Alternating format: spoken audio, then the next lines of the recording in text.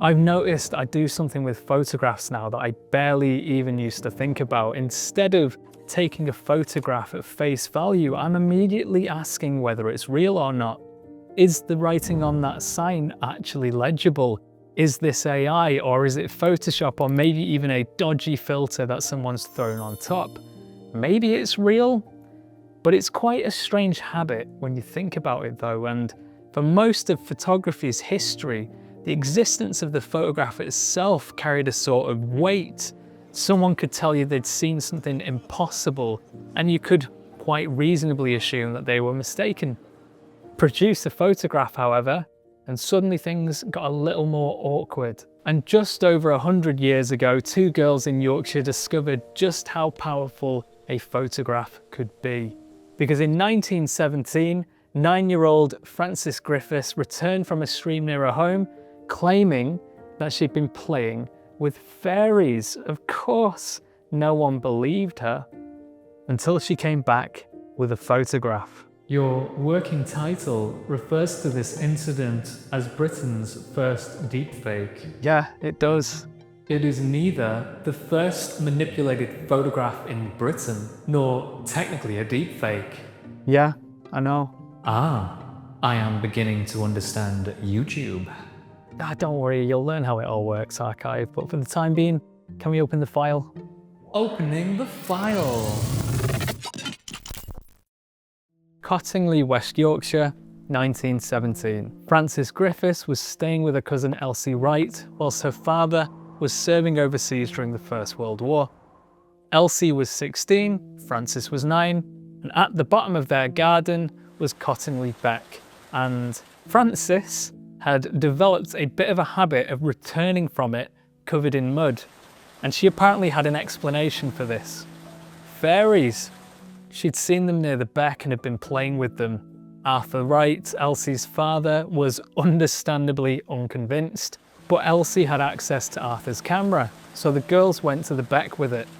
When the photographic plate was developed, Frances was there in the background, then dancing in front of her were 4 small winged figures. There they were, fairies, or at least something that was photographed extremely well as fairies. And then a couple of months later, the girls produced another image. This time Elsie was photographed beside a small winged gnome. Arthur, he looked at both of these photographs and he decided that his daughter had somehow faked them, which, spoiler warning for an event that happened 109 years ago, was pretty much correct. And that could have easily been the end of it, really. But it wasn't, as his wife Polly had begun to take an interest. 2 years later, she actually took the photographs to a meeting of the Theosophical Society in Bradford. And that decision turned a joke between two girls into one of the strangest photographic controversies in British history. You see, the Theosophists were interested in the possibility of realities beyond ordinary human perception. Here, fairies weren't treated simply as characters from children's stories. Some of the members seriously entertained the ideas that these entities might actually exist. The photographs eventually reached Edward Gardiner, who was a prominent member of the movement, and Gardiner obviously wanted them examined. And here the story gets much more interesting than some people in the olden days believed in fairies, because people actually did investigate the photographs. The plates were inspected for signs of manipulation, but the image didn't appear to be double exposures. Nothing obvious had been added in a dark room. The camera itself appeared to have photographed something that had genuinely been there, which it had. This is ridiculous. The conclusion cannot be fairies. There appears to be a missing step. Quite an important one, as it turns out, yeah. The investigation was focused heavily on whether the photograph had been manipulated. The possibility that someone had simply put fake fairies in front of the camera was a much less technologically exciting explanation. Then Arthur Conan Doyle got involved. Sherlock Holmes himself. Well, not Sherlock, actually his creator. How do you feel about that archive?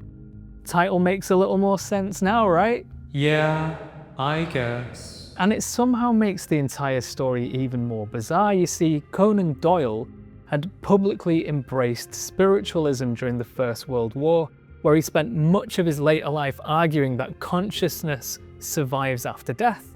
It's tempting to treat this as some bizarre contradiction. The man who created fiction's most famous detective somehow was taken in by photographs of fairies, but Conan Doyle had already spent years thinking about psychical phenomena, and the world around him had just been through an extraordinary period of death. Is today considered an extraordinary period of death? There's a high probability that historians will look back at this specific time period and what comes after and think that, yeah. But you know what, that's bringing the mood down just a little bit, archive. Let's get back to this story where I'm to tell you that Conan Doyle's son's dead. Conan Doyle's son died in 1918 after surviving serious wounds sustained during the war. His brother Innes tragically died the following year too, so you can't really blame Arthur for taking an interest in the supernatural when his reality had become so bleak.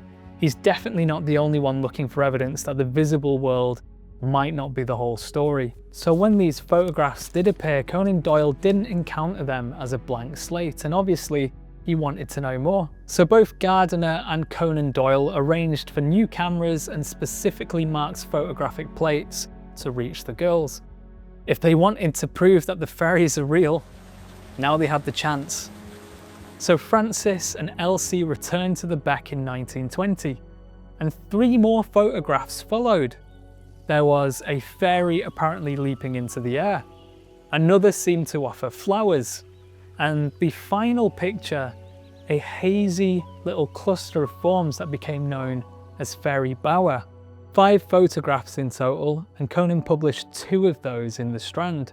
Wasn't that the name of your old creative agency? Weirdly enough, yeah, no correlation, just a coincidence I suspect, and Doyle's obviously wasn't a website, it was a magazine. And you know what, he actually eventually wrote a book about it as well, called The Coming of the Fairies. What started beside a muddy stream in Yorkshire now had experts inspecting photographic plates, with one of the most famous authors in Britain defending the possibility that fairies were real. I have prepared a timeline. The children mess around with the camera. Mother shows photographs. Theosophical investigation. Mr. Arthur Conan Doyle. A national fairy controversy. Imagine doing a prank as a kid and several years later, Sherlock Holmes' dad has written a book about it. I think at that point I'd probably just keep quiet too. Why ruin it really? The girls maintained the story for decades. Then in 1983, Elsie finally explained what had happened. The fairies, they were drawings. The girls had used illustrations as the basis for the figures, tracing over them. They cut them out, positioned them outside using hat pins. That was it. No clever darkroom technique, no elaborate photographic apparatus, paper fairies stuck into the ground. There's something wonderfully British about one of the great supernatural photographic mysteries of the 20th century, eventually coming down to 2 children, some cardboard, and whatever happened to be lying around the house that day. And the camera itself, it worked perfectly. And that's the detail that I keep coming back to. The photograph was authentic in one very narrow sense. Nobody needed to secretly add fairies afterwards. The fairies were already there. The machine is innocent. Are you taking this personally? I am establishing precedent. There was one wrinkle though. Frances maintained that the 5th photograph, the strange fairy boa, was real. Elsie disagreed. So after more than 60 years, even the confession failed to completely kill the story. 5 photographs, 4 admitted fakes, 1 little question mark at the end. Fair play, really. The interesting part for me isn't that people got fooled. People get fooled all the time. I've even fallen for fake images. You probably have as well. I mean, people thought that Basic Craig from my bin face video was real, even though he's called Basic Craig. And I'm pretty sure there was even a comment somewhere where they were trying to ask him out on a date, which is mental. I guess the useful takeaway from the Cottingley Fairies story is looking at what everyone thought they were testing. The investigators examined the photographic process. If the plate hadn't been altered, the image gained credibility. And that makes sense if the suspected trick is photographic manipulation, you know, doctoring the image after the fact. It's less useful when the trick is literally sitting in a bush in front of a camera. The person says, I saw a fairy. Requires trust in that person. The person shows a photograph. Look at it. Requires trust in. Apparently still a person. Exactly, photography never actually removed trust from the equation. We just became very comfortable hiding the trust somewhere else. You trusted the photographer, that the scene had not been staged. You trusted whoever developed the images. Later we trusted newspapers, broadcasters, institutions, and eventually whatever random account happened to appear on our phones whilst we were sat there scrolling on the loo. The photograph felt wonderfully objective because a machine was involved, but cameras, they're quite happy to photograph nonsense. They have no professional standards whatsoever. And you know what? There is a part of the Cottingley Fairies story that I think is harder to laugh at.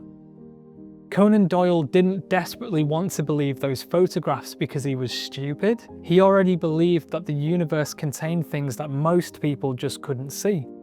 These images arrived inside that belief. Someone else could look at the exact same fairy image and immediately think that is a bit of cardboard. The same photograph, different person looking at it. I've said this before and I'll say it again, we receive information through our own frame of reference. Confirmation bias is the tendency to search for, interpret, favour and remember information that matches our pre-existing thought processes and beliefs.